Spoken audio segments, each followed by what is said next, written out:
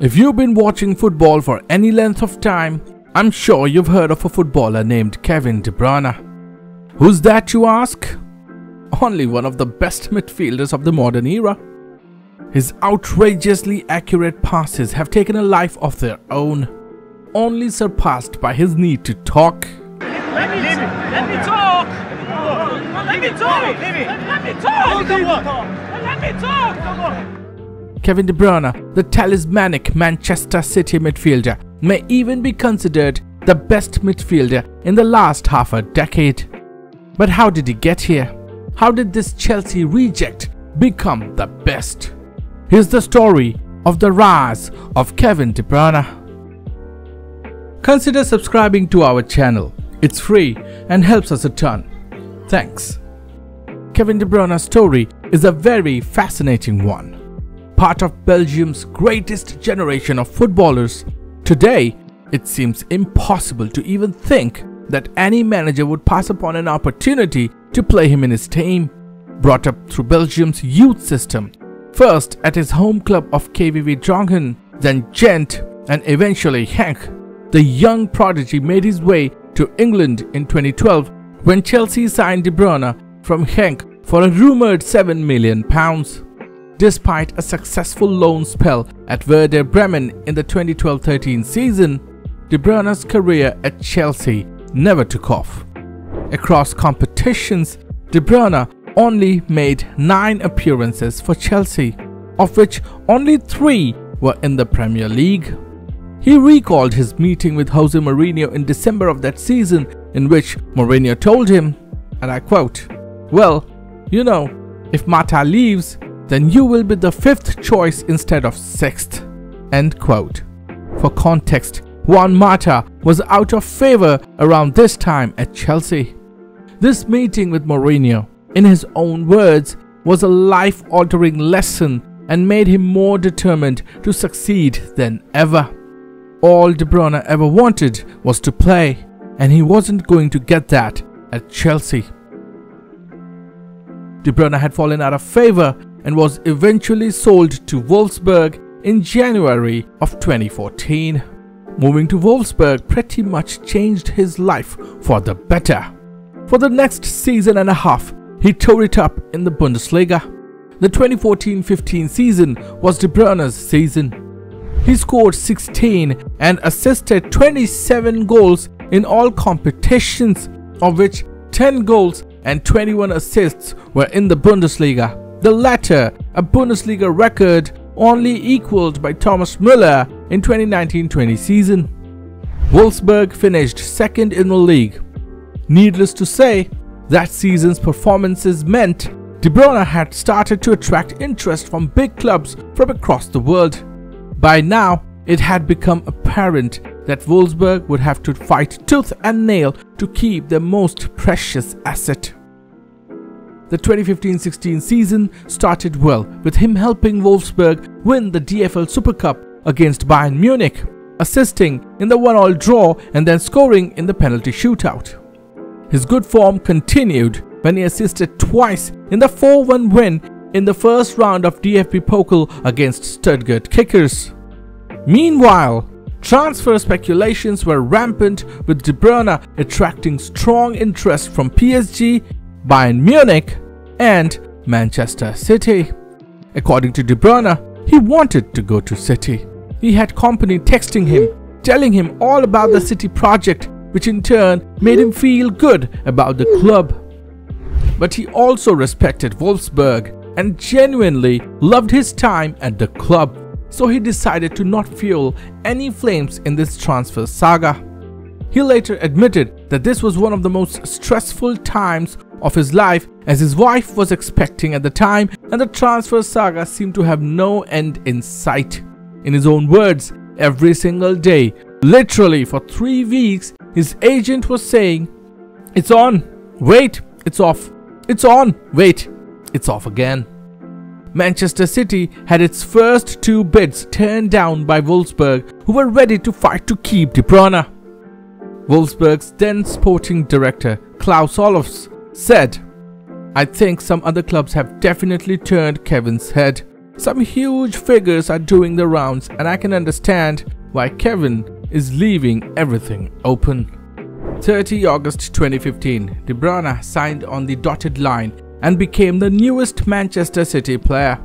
At £55 million, his services didn't come cheap.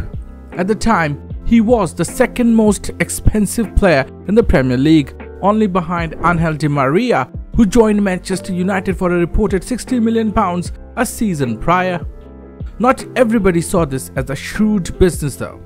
In what is now an infamous soundbite, Paul Merson said, "Don't see this. I don't see £50 million for this player. I really do not see it at all."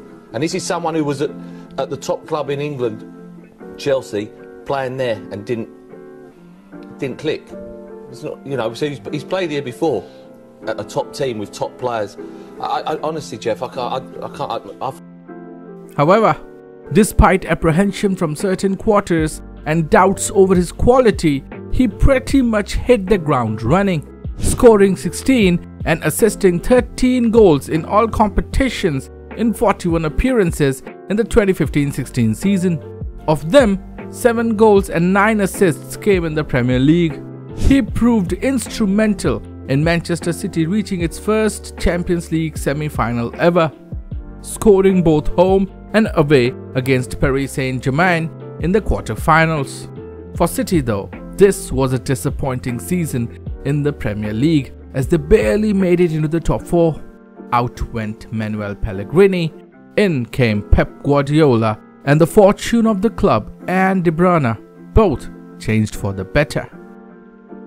Kevin De Bruyne writes in his article, "Let me talk about his life-changing moments."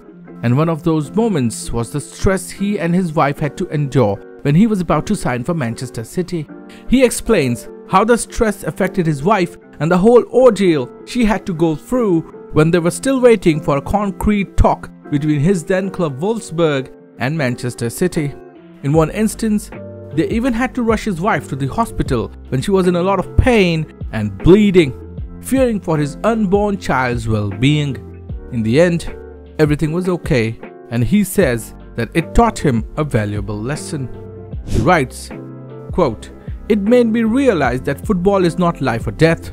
I think I was probably too consumed by football for the first 23 years of my life. But when I met my wife, and especially after our first son was born, I was not doing it alone anymore. When we started our family and I came to play for City, everything just took off." End quote. Pep coming in reinforced his belief that there's more to life than football. Pep and Kev share the same mentality, maybe even more extreme in the case of Pep. Kevin recalled his first meeting with him. He sat Kev down and said, quote, "Kevin, listen, you can be easily a top 5 player in the world. Top 5. Easily." End quote. This changed his whole mentality because for the first time, he was trying to prove someone right instead of proving someone wrong. And prove right he did in the most Kevin way possible. Since Pep arrived at City, Kevin De Bruyne has become one of the best midfielders of all time. Since Pep's arrival, Kevin has scored 80 goals and provided 140 assists in 317 appearances across all competitions. Not only that, he has won 5 Premier League titles, 4 EFL trophies, 2 FA Cups and a Champions League. His name can easily be slotted in beside the best of the best to ever do it. Your Zinedine Zidane, your Iniesta, your Pirlo, your Xavi, etc. He won the inaugural Premier League Playmaker of the Season award for providing 16 assists in the 2017-18 Premier League season. The same season, he was also selected in the PFA Team of the Year and was voted Manchester City Player of the Season. In the 2019-20 season, he went on to provide 20 assists, equaling Thierry Henry's record of most assists in a Premier League season. He was named in the PFA Team of the Year and won the PFA Player of the Year award, the first Manchester City player to win this award. The 2020-21 season saw Manchester City qualify for the Champions League final for the first time and Kevin was crucial in helping City qualify, scoring 3 and assisting 4 in 8 appearances in the Champions League. City, however, failed to win the final, in which Kevin De Bruyne left the field in tears after suffering an acute nose bone and left orbital fracture. He won the PFA Players Player of the Year award at the end. The 2021-22 season saw him achieve another personal milestone as he ended up scoring 15 goals in the Premier League, Manchester City's top scorer in the league that season and his personal best. He also scored the fastest Champions League semi-final goal against Real Madrid in just 93 seconds in a 4-3 home win. He also scored his first hat-trick with Manchester City this season against Wolverhampton Wanderers, scoring 4 goals in just 24 minutes in the match, which was also the 3rd quickest in the Premier League history. Kevin was once again instrumental in Manchester City's exhilarating performances in the run-in of the 22-23 season, helping Manchester City win the Premier League coming from behind. He was also crucial in guiding City to the Champions League final for the 2nd time, scoring a crucial away goal at Santiago Bernabeu. But once again, as luck would have it, the Champions League final proved to be bittersweet for him, as City did finally break the Champions League duck, but Kevin had to come off in the 36th minute due to a hamstring injury, making his 2nd Champions League final where he had to go off injured. At least, he got to celebrate a continental treble. The 2023-24 season hasn't even begun for him yet, as he went down with another hamstring injury and is just in the process of getting back as of now. So why is De Bruyne so good at Manchester City? He arrived at City as a number 10, but his maturity, intelligence and tactical flexibility meant that he adapted to various positions throughout his City career very effectively. We are all aware of De Bruyne's elite passing range. City attackers have thrived over the years by being at the receiving end of his passes, whether they be early crosses in the box, a delicate through ball, or a defense-cutting long-range pass. Combine this with his lethality in front of the goal, and we have a deadly attacker on our hands. Because he's good with both his feet, he can score and pass through either left or right foot. Not only that, he's particularly deadly at long range in front of the goal. The strike at Santiago Bernabeu in the Champions League semi-final last season is a prime example of his long-range shooting. However, if you want to succeed in a Guardiola team, being just an attacker isn't enough. You have to contribute in defense as well. De Bruyne once again shines in that regard. He can aggressively press opposition players. His tenacity and work rate means he tends to recover balls high up the pitch, sometimes even in the opposition's final third. He's also explosive in nature, meaning he can help in quick transitions, thus becoming very effective in counter-attacking. While he has played a variety of positions throughout his time at City, he has been most effective on the right of the midfield in a 4-3-3. In the seasons in which City didn't have an out-and-out striker like 2021 and 21-22, he also rotated in and out of the false 9 position. De Bruyne is a complete midfielder that Guardiola can fit into any system, and that makes him invaluable.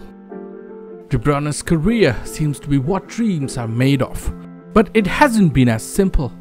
Trials and tribulations are part of anybody's journey, and it's no different for De Bruyne.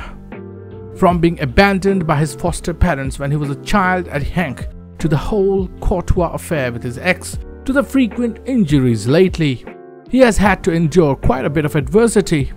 On that note, do let us know if you want more of De Bruyne's story from his time before Manchester City. The 2018-19 season was especially difficult for him as he missed a large chunk of the season due to a knee injury, making only 32 appearances across all competitions. He recalls the injury layoff being one of the most difficult times in his life. Kevin talks about his time when the pain of being off the team became so unbearable that he broke down on a FaceTime call to his wife when he told her about his knee injury. Quote, "Well, I have some bad news. It's my knee again.